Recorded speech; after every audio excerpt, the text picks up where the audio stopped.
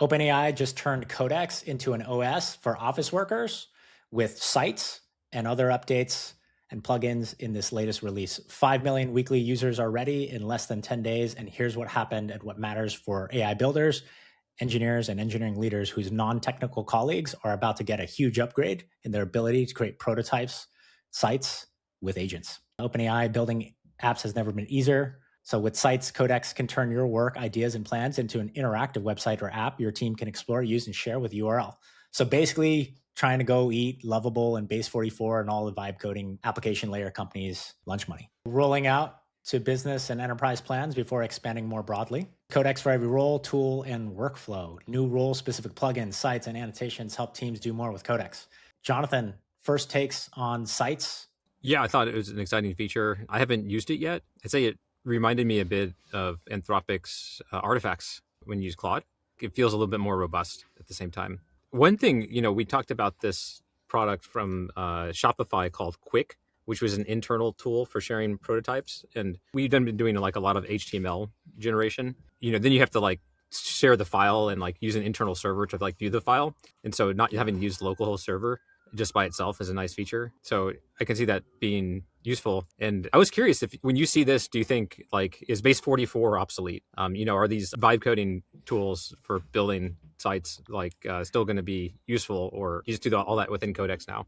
Yeah, let me answer that from the broader perspective of the new AI development lifecycle. Instead of software development lifecycle, we're seeing AI builders move towards AI development lifecycle or AI DLC, which we've had some engagements on different clients. So how do you build faster? So taking a step back, why do we even build software? Software is an asset we create for the company to increase enterprise value and capture market share and reliably make money, cash flow, right? Like that's the whole point. So why do we ship a PR? Ideally, it's to increase our capability set or protect the asset we have to build a moat, to either capture more market share or protect the market share that we have.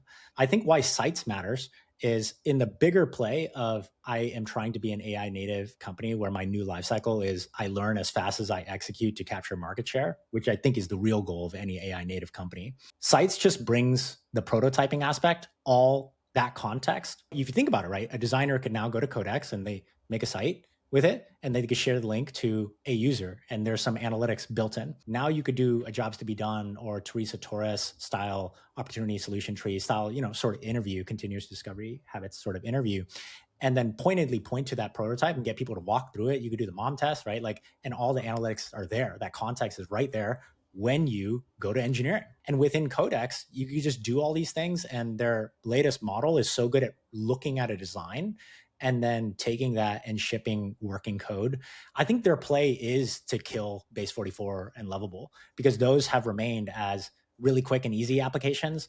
But all the stories say once these scale to any level of production, they're going to have to like rebuild the whole thing, right? So it's been a faster way to learn from market what to build and even build an initial application you might monetize with these vibe coding tools.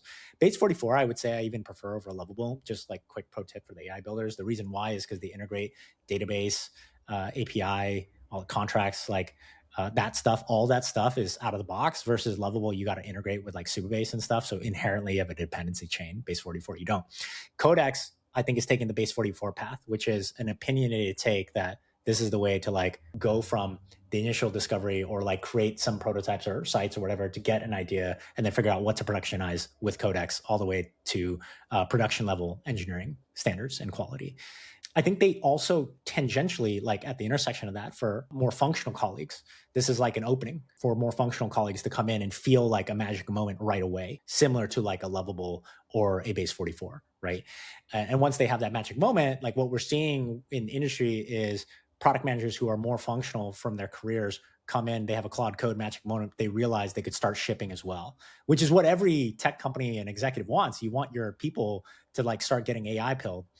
I think this is like an on-ramp to being AI pilled. And then also going back to my original point and thesis, I think they're trying to make it to where everybody is using Codex for their AI DLC or AI native development lifecycle, moving from SDLC to learn as fast as you ship to capture market share and protect that market share. Those are some of my thoughts though. So yes, in short, killing Base44, killing Lovable. I see that happening with this move.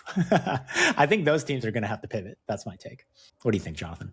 I tend to agree with you on the big picture, but I also wonder, is like OpenAI and Codex going to continue to support this specific of functionality and keep it good? And like when we come back a year from now, will this be something that was built once and shipped and they moved the engineers to another project? Or will this be something that like really, takes on all the incremental feature requests that users will need to make it something powerful and part of their daily workflows? It's not clear, but Codex is releasing a bunch of features into the product and they're all worth playing with now. So it's good to see.